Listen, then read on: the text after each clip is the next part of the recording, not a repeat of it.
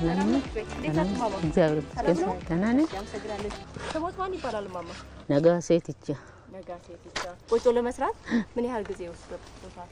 5ቱን 6ቱን የሚፈቁትም ደግሞ 2 ሰው 3 ሰው ሆነ 3 ሰው ሆናችሁ ቀኑ ሙሉ ይፈጃል ማለት ነው ምን ያህል አድካሚ ነው እግር ሰቅሎ መፋቁ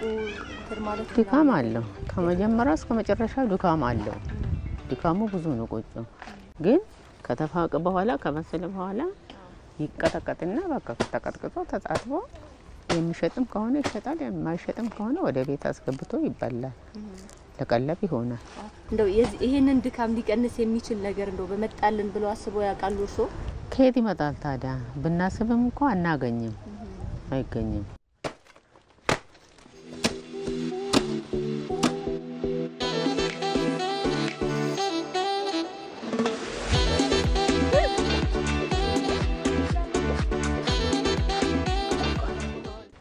ቀኑ ሙሉ እንግዲህ እንዲዝዙ ነው የሚውሉ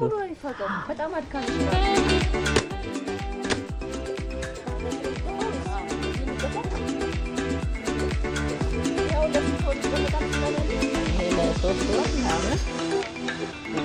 ማማ አሁን ይሄንን ቢሸፍኑትና እዛ የሚጠብቁን እንግዶች አሉ እዛ ደግሞ ሄደን የምናየው ነገር አለ እሺ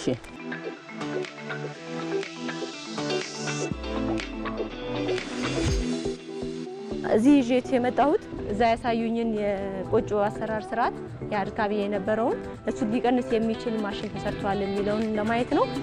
ያዩትና ደግሞ እሱ ምን እንደተሰማው ይነግሩኛል እሺ እንዴት ናችሁ እናመሰግናለን እንዴት ናችሁ እርሳቸው ወይዘሮ ነጋሴትቻ ይባላሉ እታች በባህላዊ መንገድ ቆጮን ሲሰሩ ነው ያገኘናቸውና እስኪ ማሽኑ እንዴት እንደሚሰራ ታሳይልኛለሽ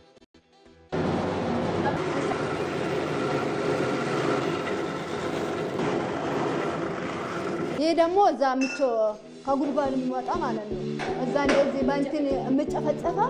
እዚህ ደግሞ በዚህ ተቆርጦ በዚህ ይሰራል ማለት ነው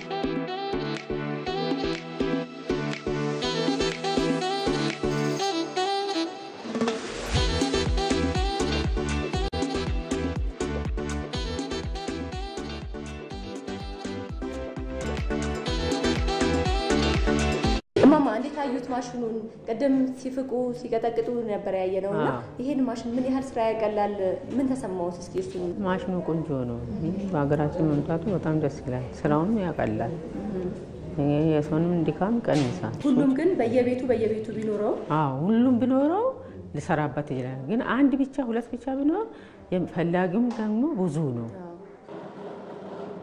ወጣቶችን እዚህ አካባቢ አድራይተን ወደ 12 እና ከዛ በላይ የሚሆኑ ወጣቶችን አድራይተን ወደ ስራ አስገብተናል ልክ ሌላ ቦታ ወፍጮ ቤት ሞዴል ነው የተከተለን ያለነው በአካባቢው ያለው አርሶ አደር እንሰቱን ይዞ መጥቶ እዚህ በቆጮ እና በቡላ መልክ ተዘጋጅቶ ይዞን የሚመለስበትን ሁኔታ ነው አሁን ያያረገን ያለነው ስለዚህ በማህበር ተደራጅተው ይሄንን ማሽን መግዛት ይችላሉ በተጨማሪ ደግሞ በአካባቢው ያሉ ከዚህ አካባቢ ትውልዳቸው የሆኑ ባለ ሀብቶች አሉ እነርሱ ደግሞ እየገዙ በብዙ ድካም አሳደገቻቸውን እናታቸውን ሚክሱበት እድል ነው ብዬ ነው ማስበው ስለዚህ የምርት ሂደቱ ተሻሽሏል የቃና የጣም መሻሻል አለ የኳሊቲ ለውጥ አለ ኢቭን አሁን የታሸገበት በጣም የተሻለ ነው ስለዚህ ወደ ውጭም ለመላክ እድል የሚፈጥርበት ሁኔታ ላይ ደርሰናል ማለት ነው